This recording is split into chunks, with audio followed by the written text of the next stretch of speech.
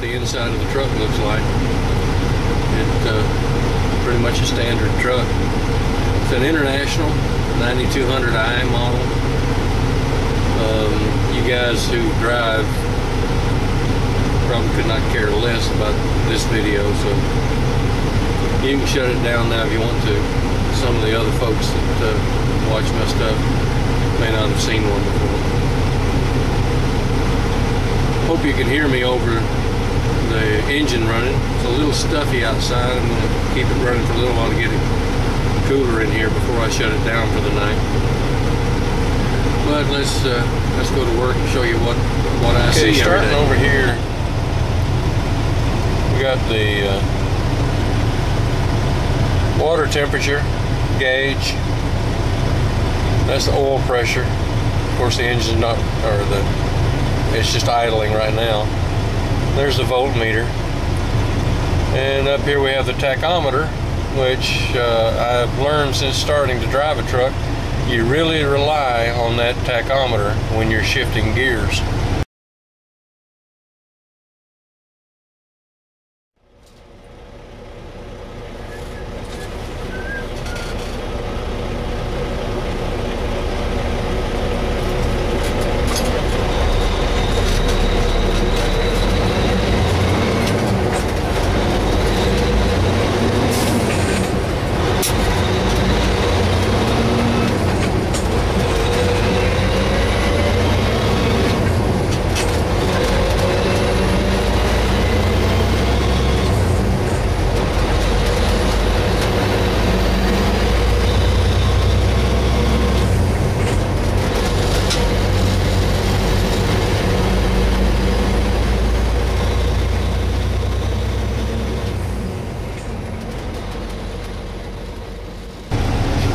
Over here we've got the speedometer.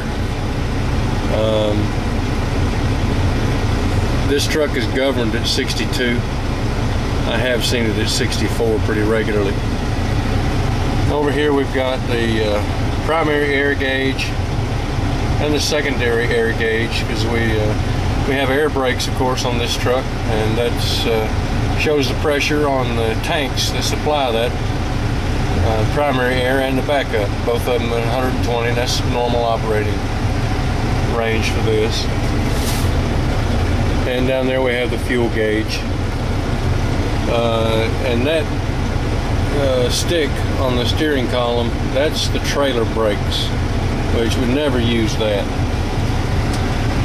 And coming over here, besides the radio, everybody knows how to do that, we've got the switch for the marker lights. That's the little lights on the trailer, and the 5 lights above the cab. That's on the left. And then the headlights and parking lights on the right. And coming over here, I can brighten and dim the panel, all of this.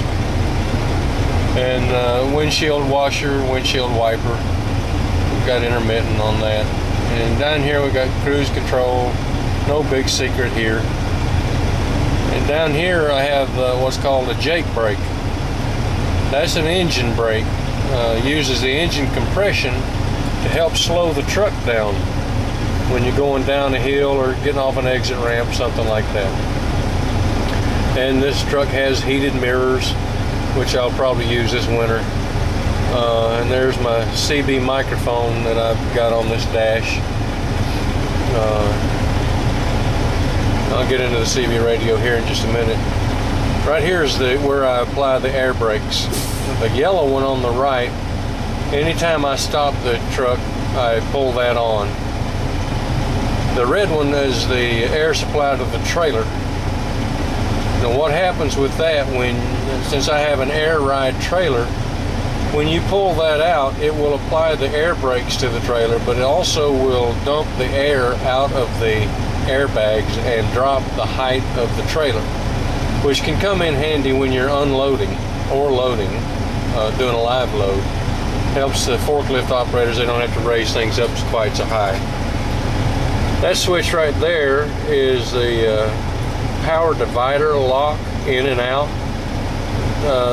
There's really, of the 3 axles on the truck, you have the steering axle, and you can figure that out. And then I have 2 drive axles, but only one of the axles actually provides power.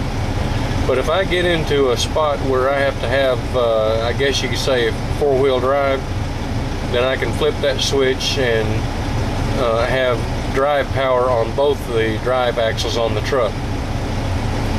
That switch right there, I can dump the air suspension on the truck and lower the truck.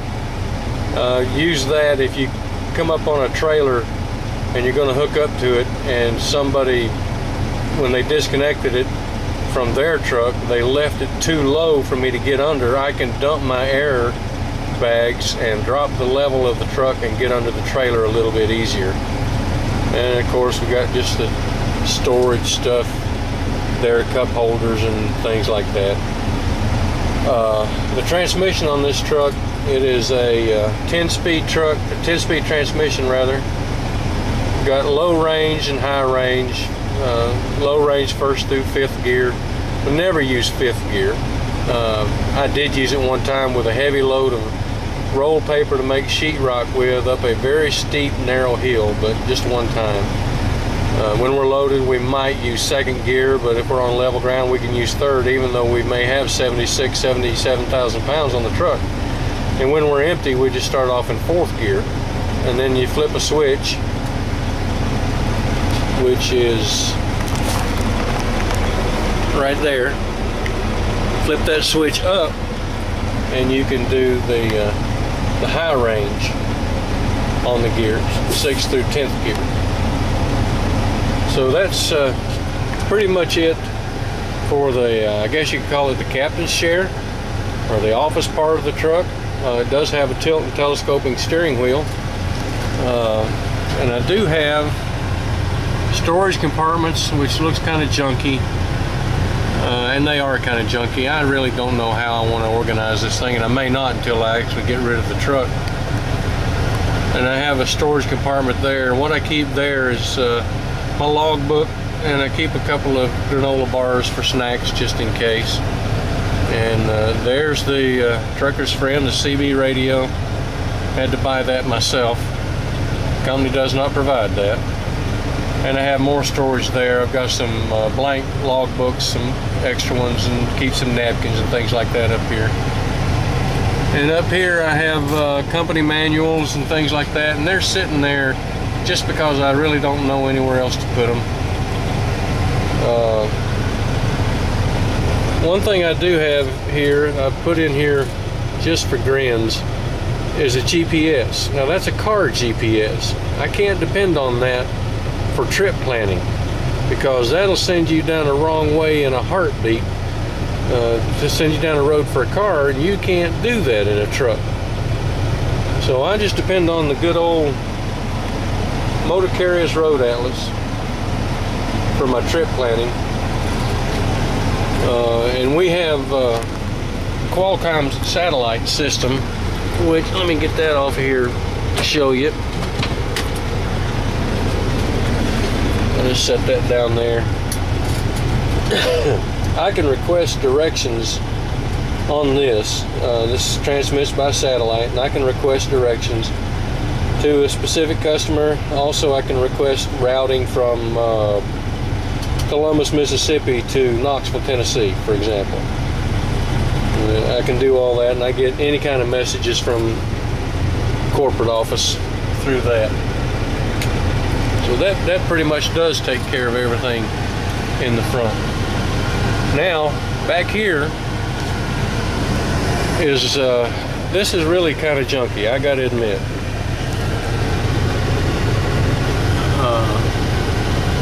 That's a little door that opens up. You can get ventilation when the nights are cool enough. And I got some heating and air conditioning controls here. Volume for the radio. The radio volume is separate in the back, and the air conditioning is separate in the back. A couple of speakers, and of course the bed. This is where I sleep at night, and I've got quite a bit of room, and you just have to pardon the mess. I've got my clothes, and I use a pillowcase for my dirty clothes to take home for the laundry. And I've got some storage. Oops, sorry. Got some storage down on the bottom, and I'm sorry for the dirt in here. It happened. I haven't had a chance to clean it up yet.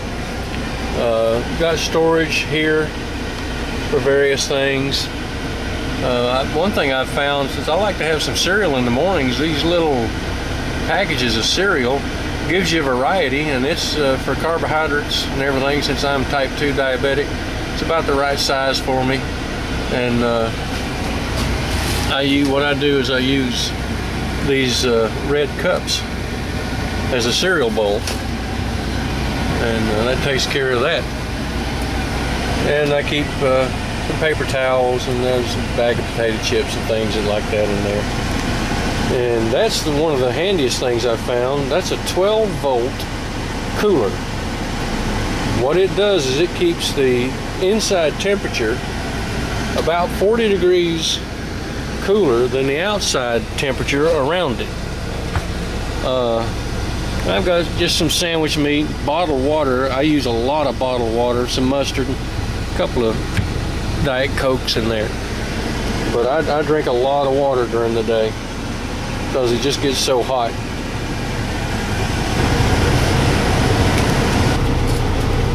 Well, that's my truck. I named it. Big red truck, but I named it Old Blue. If you have any questions about anything I've showed you on this video, you can put a message here on the video, or if you are a personal friend of mine, you have my email, send me an email on it. And I'll try to answer the question for you as best I can. All right, y'all stay safe.